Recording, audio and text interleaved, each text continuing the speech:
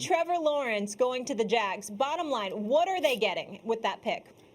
They're hoping a generational quarterback who's the John Elway, Peyton Manning, Andrew Luck of this draft. It's been targeted to be number one since he was in high school. And, yes, he didn't play great against Ohio State or last year against LSU in the championship game. But this year he had lost 4 starting offensive linemen that were there the previous year, weren't there, and the 2 top receivers. So I think you look at Trevor Lawrence, he's going to be expected to be. Let's face facts. That's why Urban Meyer's their head coach. It's because of Trevor Lawrence. If he's not the number one pick to the Jacksonville Jaguars, Urban Meyer's probably not their head coach. So he's going there knowing that I got a head start on everybody with this generational franchise quarterback, Trevor Lawrence. Getting back to Stephen A's point, because I think there's actually truth there, Mel. We've seen so many great wide receivers taken not high in the first round. Michael Thomas, DeVonta Adams, Tyreek Hill, et cetera, right? You got 2 guys in the top 3, but Chase right under DeVonta. Like, how good is Chase? Is there a big fall off between 2 and 3? Because you got them both in the top 3.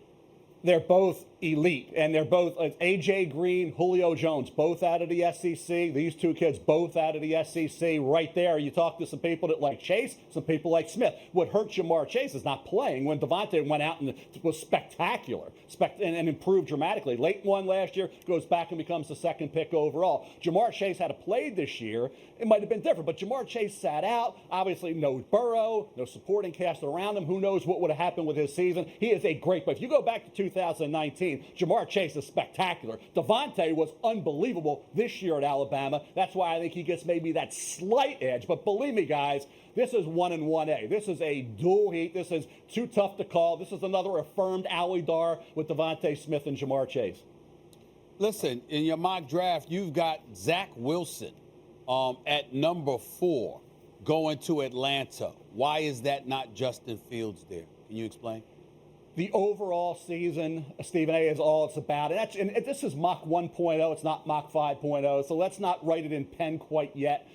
Could change between now and then. There's still a process to play out. But Zach didn't have that hiccup. Justin Fields had a couple.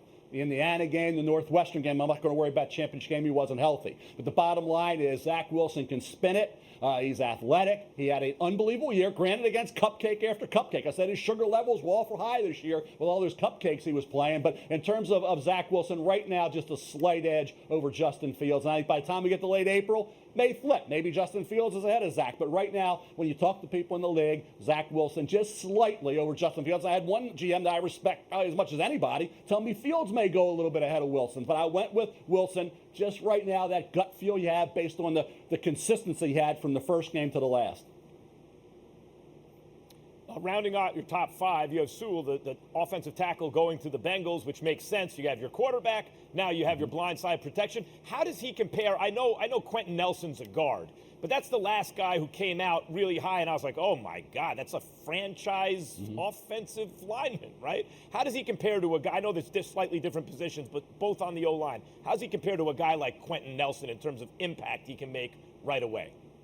You should think, Maxie, he was going to be like the old days with Orlando Pace and Tony Baselli and Jonathan Ogden and Walter Jones and Jake Long, all the great offensive linemen of those days were going 1-2 in the draft. And that's what Penei Sewell will be expected to be. You saw the signs in the stands at those Bengal games late in the year. They all want Sewell. They thought at 5 we probably won't get him. We need to pick 2-3. Now we're at 5. Well, I think they can still get him possibly at 5 with those receivers and all those quarterbacks getting pushed up like they always do, particularly the quarterbacks. That's why Penei Sewell, an outstanding left tackle, who opted out, didn't play this year, will be maybe the 5th pick overall to the Cincinnati Bengals. Thanks for watching ESPN on YouTube. For live streaming sports and premium content, subscribe to ESPN+.